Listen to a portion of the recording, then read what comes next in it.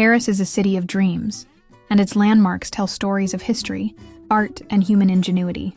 From the Eiffel Tower's iron lattice masterpiece to the Louvre's treasure trove of art, including the enigmatic Mona Lisa, each site is a journey through time.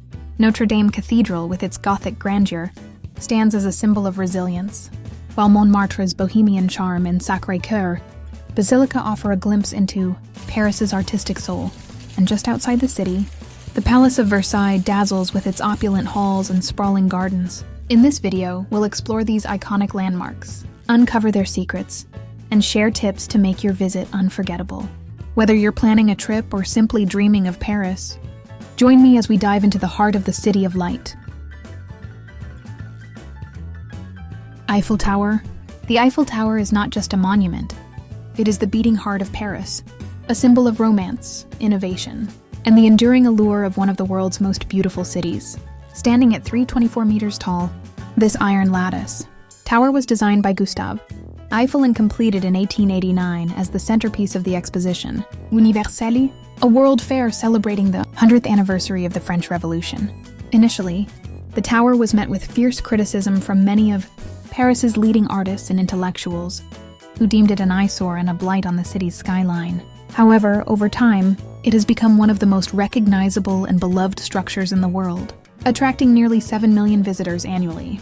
The Eiffel Tower's construction was a marvel of engineering for its time.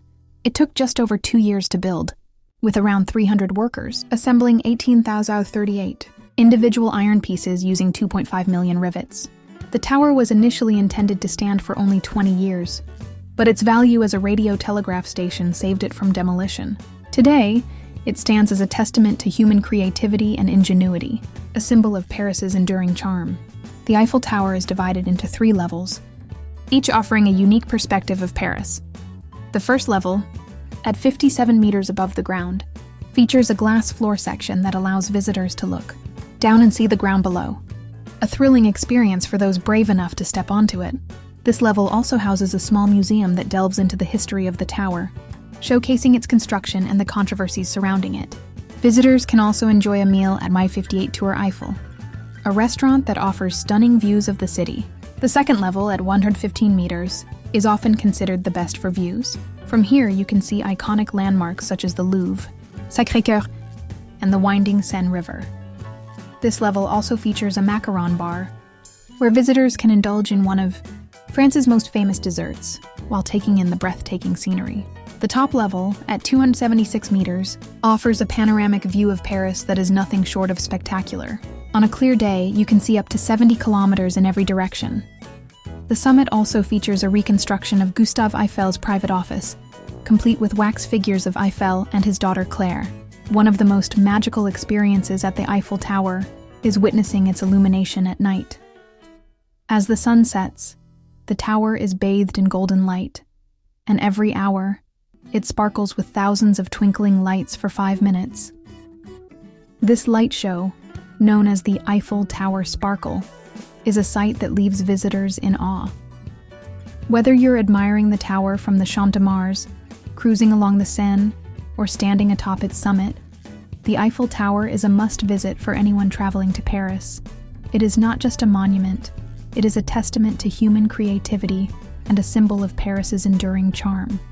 For those planning a visit, the best time to go is early in the morning to avoid crowds, or in the evening to witness the tower's sparkling lights.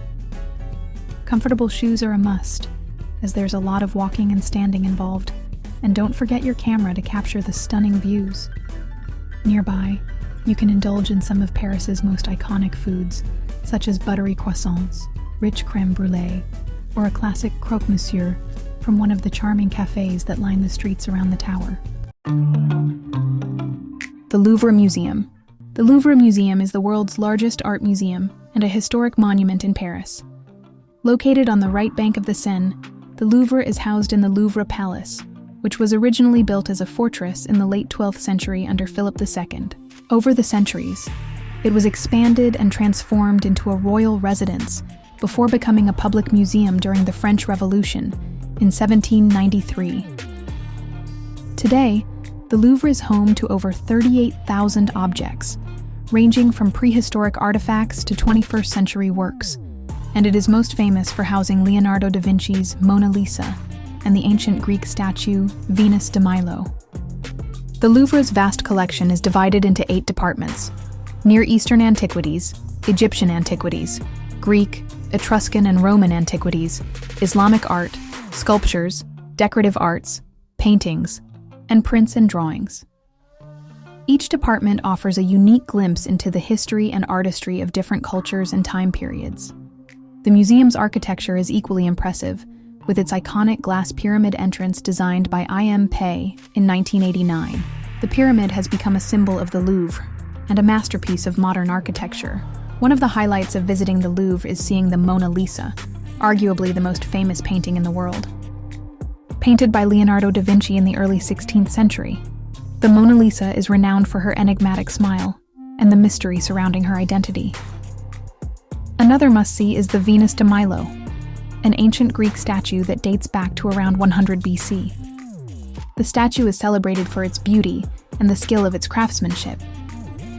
The Louvre also houses other masterpieces, such as Eugène Delacroix's Liberty Leading the People, Jacques-Louis David's The Coronation of Napoleon, and the Winged Victory of Samothrace, a stunning Hellenistic sculpture. The Louvre is not just a museum. It is a journey through time and across cultures. Whether you're an art enthusiast or a casual visitor, the Louvre offers something for everyone. Its vast collection, stunning architecture, and rich history make it a must-visit destination in Paris. When planning your visit, it's best to go on a weekday morning to avoid the largest crowds. Late afternoons are also a great time to visit, as the light through the pyramid is particularly beautiful. Comfortable shoes are essential, as the museum is massive, and you'll be walking a lot. Don't forget to bring a water bottle to stay hydrated, and a museum map to help you navigate the extensive collection. After exploring the Louvre, you can enjoy some of Paris's finest culinary delights nearby. Try escargot, a French delicacy of snails cooked in garlic butter, or duck confit, a rich and flavorful dish often served with potatoes. For dessert, indulge in a tarte tatin, a caramelized apple tart that is the perfect way to end your day. Notre-Dame Cathedral. Notre-Dame Cathedral is one of the most iconic landmarks in Paris and a masterpiece of Gothic architecture. Located on the Île de la Cité, a small island in the Seine River, Notre Dame was constructed over the course of 200 years, beginning in 1163 and completed in 1345. The cathedral is renowned for its stunning facade, intricate stained glass windows, and towering spires. It has played a central role in French history, serving as the site of numerous royal weddings, coronations, and significant events.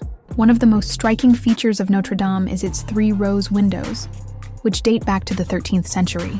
These windows are made up of thousands of pieces of stained glass, creating a kaleidoscope of colors when the sunlight shines through them.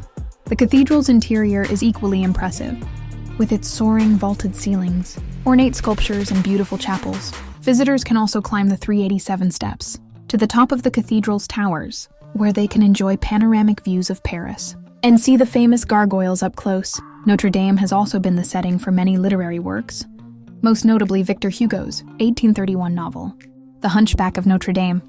The novel brought attention to the cathedral as deteriorating condition and inspired a restoration campaign in the 19th century, led by architect Eugène Viollet-le-Duc.